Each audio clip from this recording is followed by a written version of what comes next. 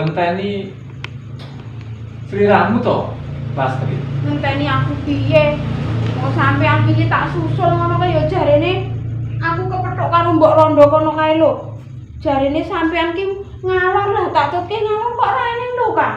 Aku nunggu ora ono kabare. Kek sampean ki ngerti apa ora?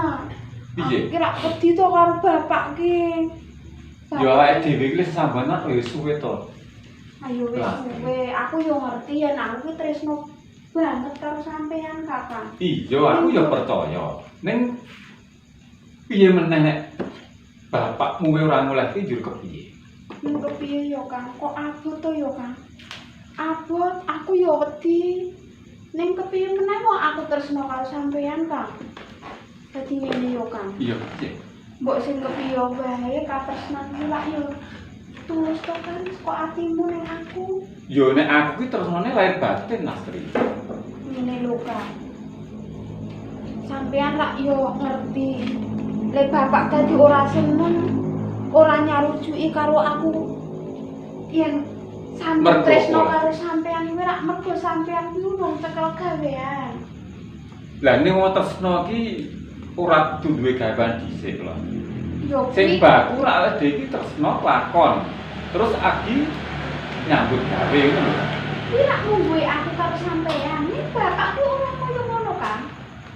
Bapak kuwi kepengin Karepe bapakmu, aku kudu wis cekel gawe sik agi. Kebutuhan karo Lastri ngono. Ya yo sampean nak yo ngerti to bapak kuwi sing dikarepake yo wong sing wis nyambut gawe. Sak ora-orane rak yo bisa tak nggo sang urip. Aku ngerti Lastri.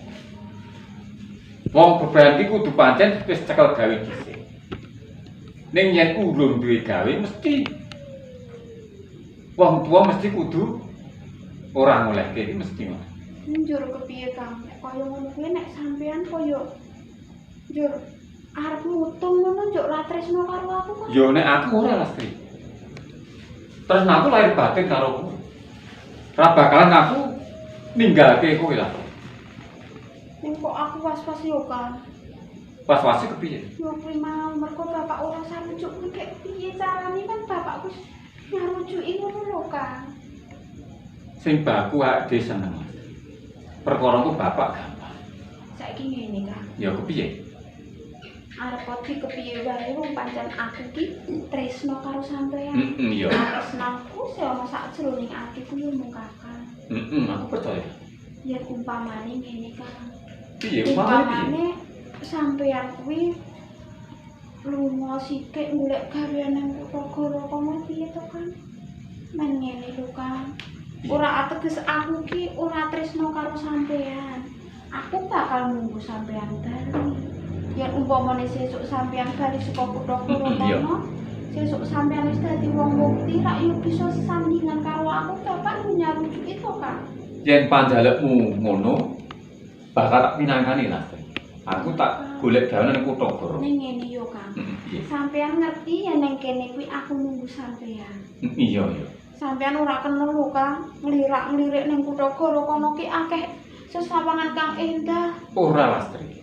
Tresnaku yo ming karo kowe. Ning tenan. Iya. Yen ngono kok ngene lho, Kang. Apa ki?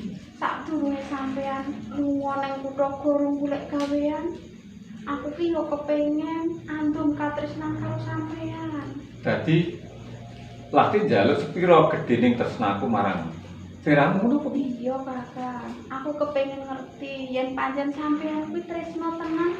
Lahir terus sing batin mesti sampean ora perlu dandak aku njaluk. Oh yen panjaluk ngono tak pinangkani Lastri. Rembulane sumunar dadari lintang-lintang angepai tawang.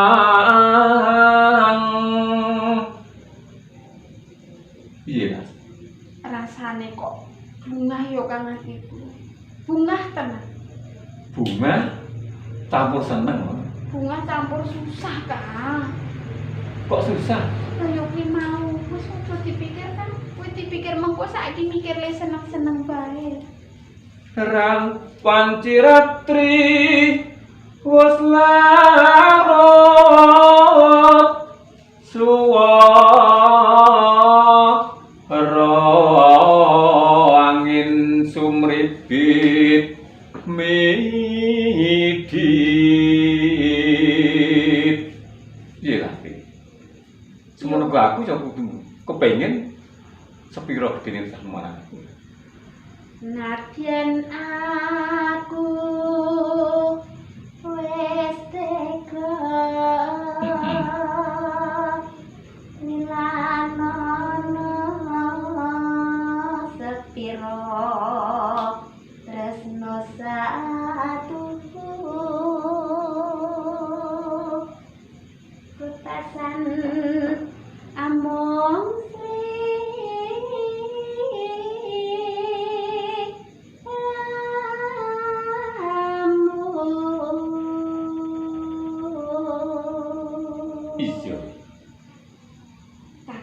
Iya kepiye? Sakwise aku ngrasakake madu ning katresnan, sesambungan tresno karo sampean kuwi wis mantep sak jroning atiku yen aku bakal nunggu sliramu dalem.